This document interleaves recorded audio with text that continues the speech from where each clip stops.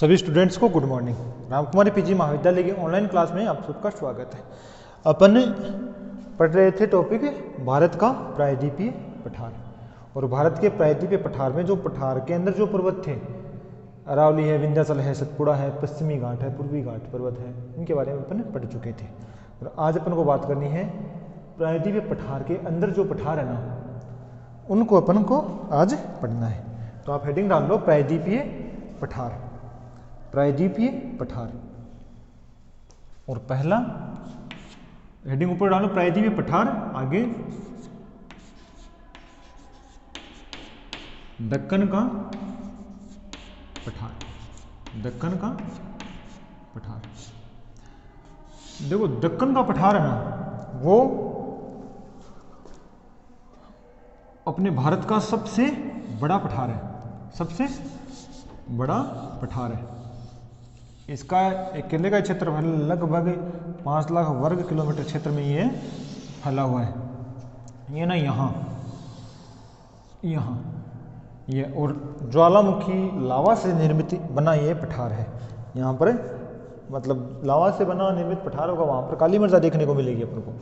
तो इसका विस्तार आपको बताऊँ, देखो केरल का तो उत्तरी पार्ट है, केरल का तो उत्तरी पार्ट। याद करने का, देखो कौन सा पठार कौन कौन से राज्यों में फैला हुआ है, आप मैप से याद करो, भूलोगे नहीं उस चीज़ को आप। केरल है, कर्नाटक है, महाराष्ट्र है, और यहाँ गुजरात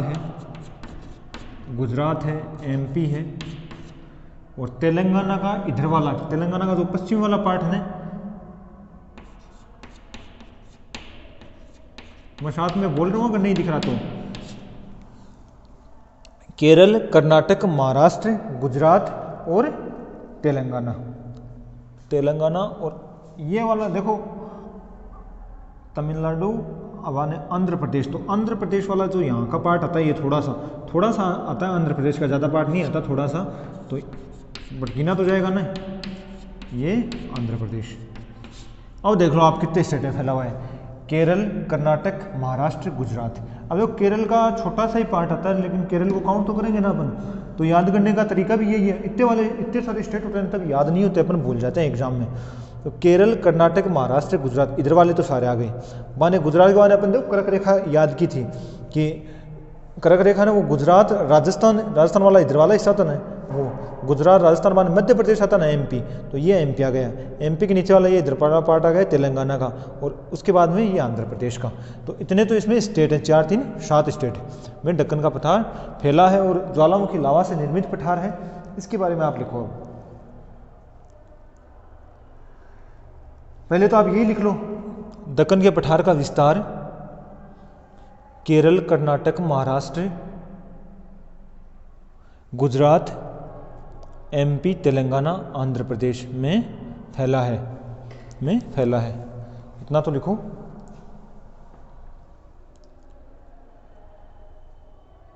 नेक्स्ट पॉइंट में लिखो, यह पठार लगभग 5 लाख वर्ग किलोमीटर क्षेत्र में, 5 लाख वर्ग किलोमीटर क्षेत्र में फैला हुआ है।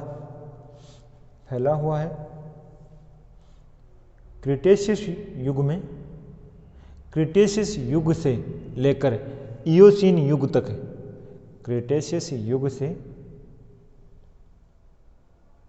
इयोसीन युग या काल तक होने वाली ज्वालामुखी क्रियाओं के फलस्वरूप इस पठार का निर्माण हुआ है।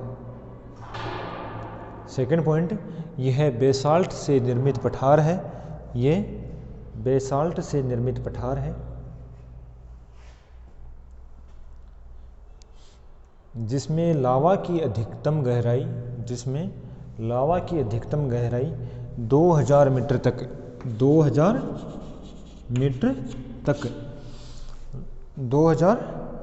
तक पाई गई है। पश्चिम से पूर्व की ओर जाने पर लावा की गहराई में कमी आती जाती है। कमी आती जाती है। अब देखो लावा से निर्मित पठार है, काली मृदा पाई जाएगी यहाँ, और जो कपास है वो काली मृदा में होता है सर्वाधिक। तो सर्वाधिक कपास ना वो गुजरात महाराष्ट्र में यही होता है। आगे आप लिखो, गहराई में कमी आती है। तेलंगाना का पठार एवं कर्नाटक का पठार, कर्नाटक का पठार दक्षिणी दक्कन के पठार के दो भाग हैं। ये इसके पार्ट हैं। तेलंगाना का पठार है, कर्नाटक का पठार है, जो अपन पढ़ते हैं ना वो इसी के पार्ट है, लिखेंगे अपन आगे। दक्कन के पठार के दो भाग हैं। नेक्स्ट पॉइंट में लिखो, यह पठार पूर्व में, यह पठार पूर्व में अमरकंटक व, पूर्व में अमरकंटक व सरगुजा तक, अमरकंटक तथा सरगुजा तक, पश्चिम में कच्छ तक, पश्चिम में कच्छ तक, और दक्षिण में बेलगांव, दक्षिण में बेलगांव तथा दक्षिण पूर्व में राजमहेंद्री तक फैला है। दक्षिण पूर्व में राजमहेंद्री तक फैला है। ताप्ती नदी इसकी उत्तरी सीमा बनाती है। ताप्ती नदी इसकी उत्तरी सीमा बनाती है। ये दोनों भाग आक्रियन व नीश चट्टानों से, आक्रियन व नीश चट्टानों से निर्मित है। नीश चट्टानों से निर्मित है। अब इसमें इसी का पार्ट छोटा जो पठार है ना, इसके अंदर तेलंगाना का पठार, तेलंगाना का पठार देखो, अगर दिख नहीं रहा है तो मैं साथ में बोल रहा हूँ, तेलंगाना का पठार। इसमें लिखो आप, इसी का पार्ट है। तेलंगाना और कर्नाटक के पठार को लिखेंगे अपन। तेलंगाना का पठार, इसमें लिखो, गोदावरी नदी के द्वारा यह पठार, गोदावरी नदी के द्वारा यह पठार, यह गोदावरी नदी ना वो दक्षिण भारत की सबसे बड़ी नदी है। इसको दक्षिण की गंगा भी कहते हैं। गोदावरी नदी के द्वारा यह पठार दो भागों में विभाजित है, दो भागों में विभाजित है। उत्तरी भाग पहाड़ी तथा, उत्तरी भाग पहाड़ी तथा वनाच्छादित है, मतलब वनों से आच्छादित, वनाच्छादित है।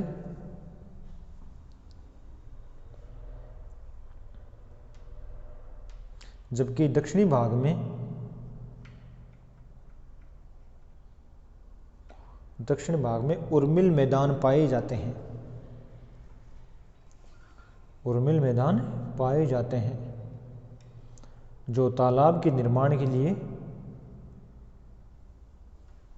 जो तालाब के निर्माण के लिए आदर्श होते हैं, जो तालाब के निर्माण के लिए आदर्श होते हैं।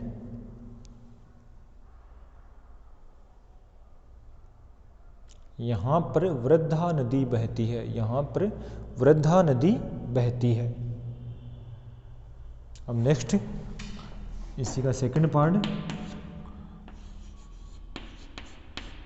कर्नाटक का पठार, कर्नाटक का पठार।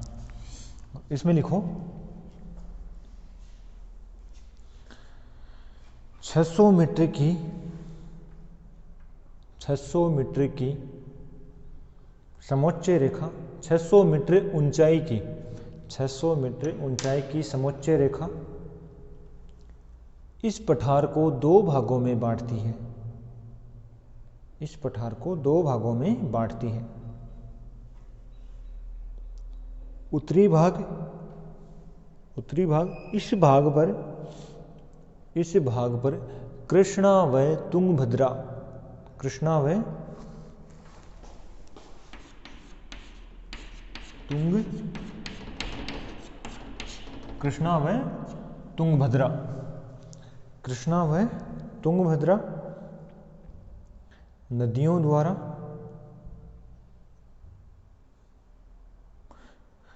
तुंगभद्रा नदियां प्रवाहित होती हैं, नदियां प्रवाहित होती हैं। सेकंड दक्षिणी भाग में, दक्षिणी भाग कोमा इसे मैसूर का पठार भी कहते हैं, इसे मैसूर का पठार भी कहते हैं। दक्षिण भारत का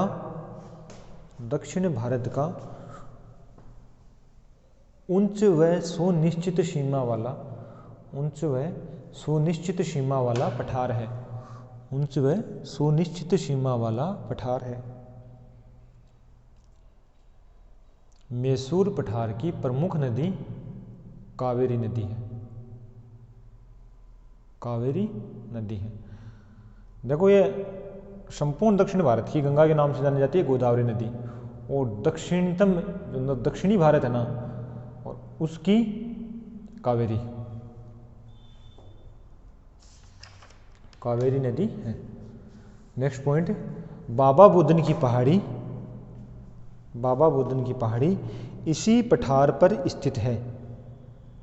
देखो बाबा बुदन की पहाड़ी मैंने आपको बताया था कुद्रेमुख खान है। कुद्रेमुख पहाड़ भी है। कुद्रेमुख खान से लोहा निर्यात करता है भारत, शायद जापान को निर्यात करता है कुद्रेमुख पहाड़ी से, जापान या ईरान को एक को करता है। बाबा बुदन की पहाड़ी इसी पठार पर स्थित है। यह पहाड़ी लोहा अयस्क के लिए प्रसिद्ध है। यह पहाड़ी लोहा अयस्क के लिए प्रसिद्ध है। नेक्स्ट लिखो आप मेघालय का पठार।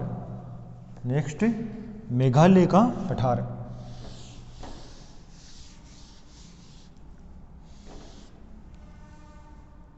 देखो मेघालय के पठार के बारे में मैंने आपको बताया था।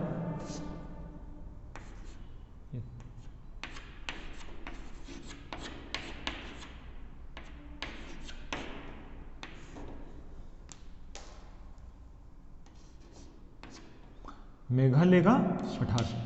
मेघालय के पठार में मैंने आपको बताया था, देखो यहाँ जो पूर्वोत्तर भारत है ना, जो ये वाला, तो इसमें एक तो मेघालय वाली जगह आएगी। मेघालय ये पहाड़ियाँ है ना, वाल्दा गैप से अलग हुई हैं। गंगा ब्रह्मपुत्र नदियों द्वारा इसको काट दिया गया है। इसी यानी ये पूर्वोत्तर भारत में है, मेघालय और असम में। मेघालय और असम में मेघालय की गारो खासी और जयंती की पहाड़ियाँ हैं, और असम का कार्बिलोंग का पठार है। तो ये दोनों प्रायद्वीपीय पठार का हिस्सा हैं। तो अपन मेघालय का पठार, इसमें आगे आप लिखो इस पठार का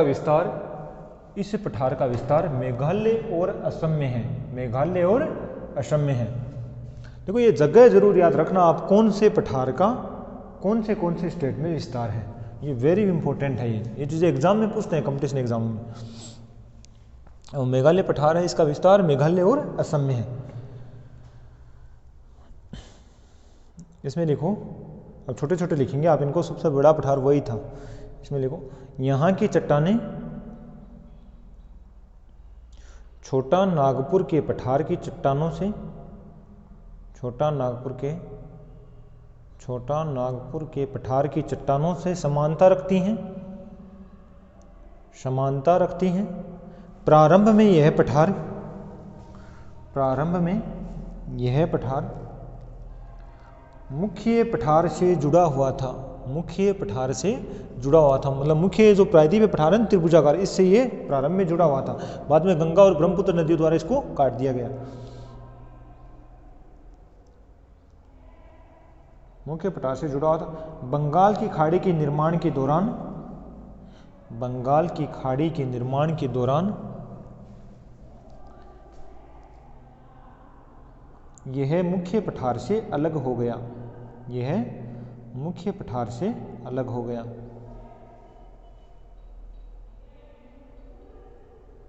अगला लिखो छोटा नागपुर का पठार।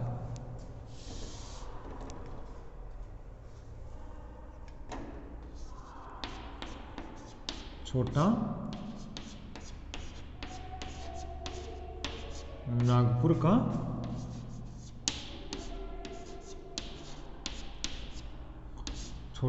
का पठार। और चौथा नागपुर का पठार है वो कहाँ फैला हुआ है? वो फैला हुआ है झारखंड, वेस्ट बंगाल, छत्तीसगढ़ और उड़ीसा।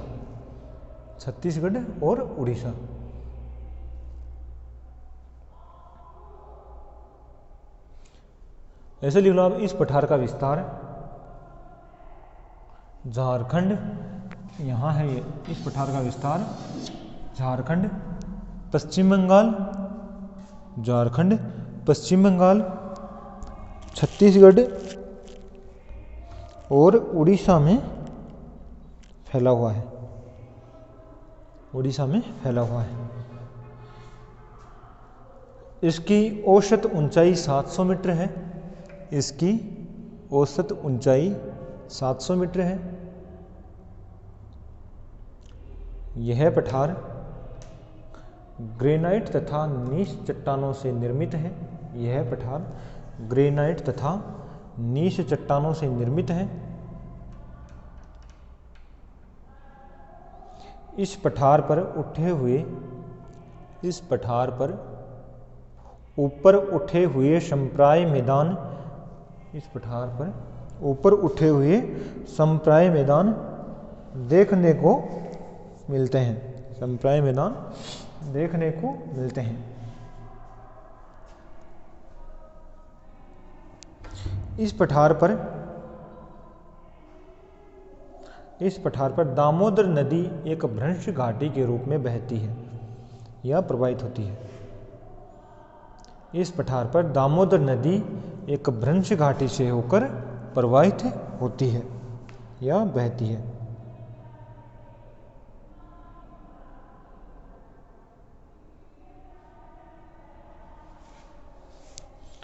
यह पठार खनिज संसाधन एवं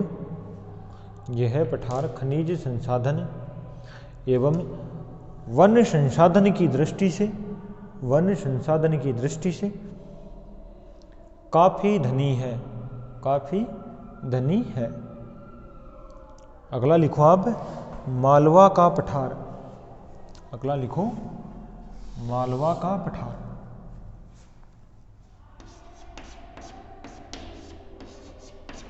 मालवा का पठार, और ये मालवा का पठार है ना, ये फैला है राजस्थान और एमपी में। इस पठार का विस्तार राजस्थान और एमपी में है, इस पठार का विस्तार राजस्थान और एमपी में है।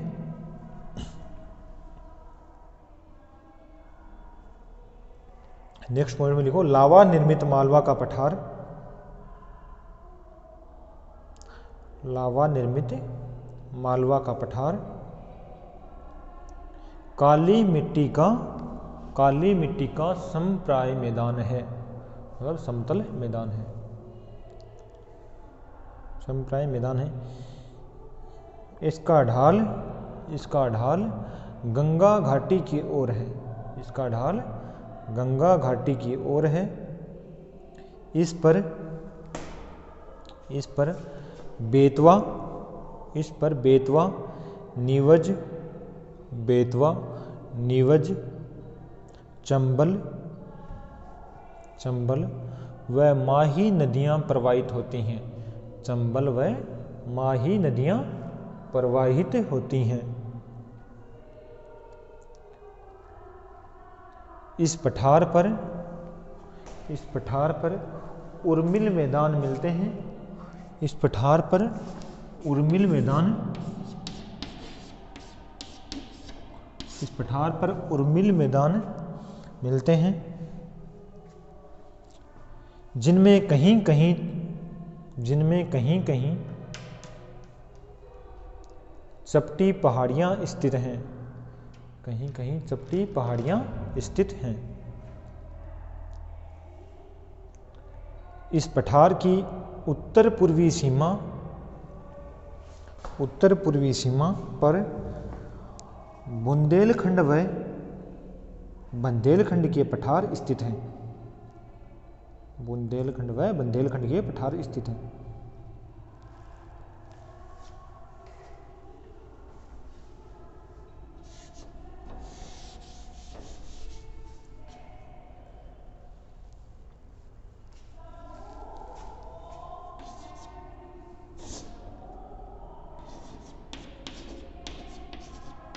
बुंदेलखंड का पठार, बुंदेलखंड का जो पठार है ना वो फैला है यूपी और एमपी में, यूपी और एमपी में। इस पठार का विस्तार, इस पठार का विस्तार, इस पठार का विस्तार यूपी तथा एमपी में है।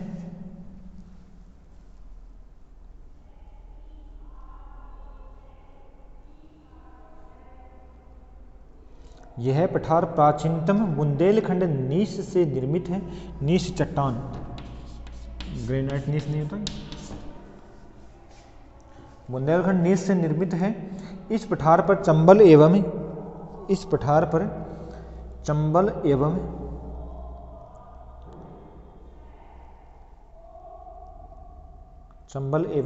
यमुना नदियों द्वारा बड़े बड़े खड्डों का निर्माण किया गया है।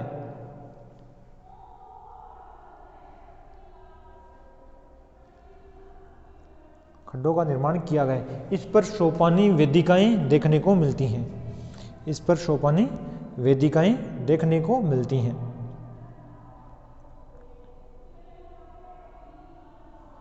अगला बुंदेलखंड।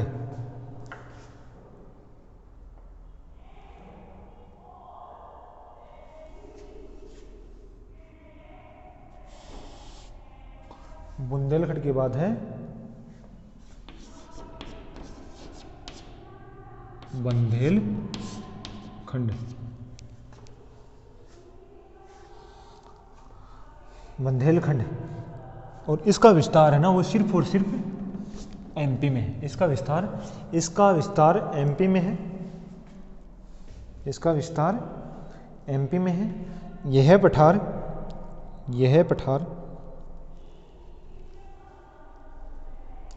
पठार बलुआ पत्थर एवं चूना पत्थर और ग्रेनाइट से निर्मित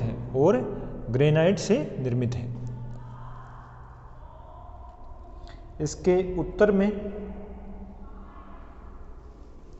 उत्तर में सोनपुर पहाड़ियां एवं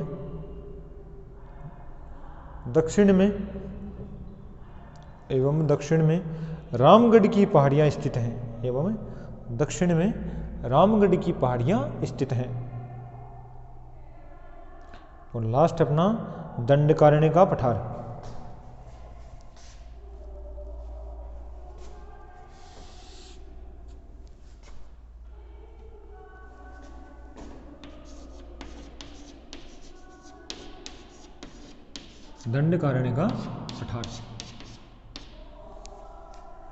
दंडकारण्य का पठार।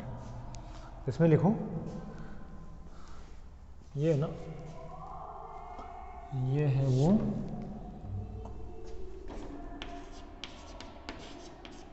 उड़ीसा,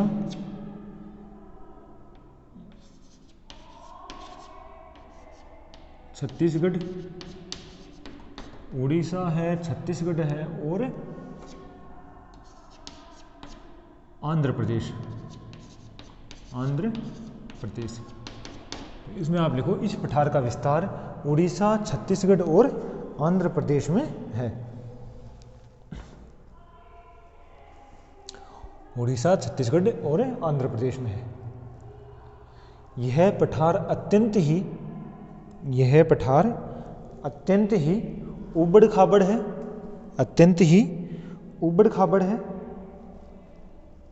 यहाँ जनसंख्या का घनत्व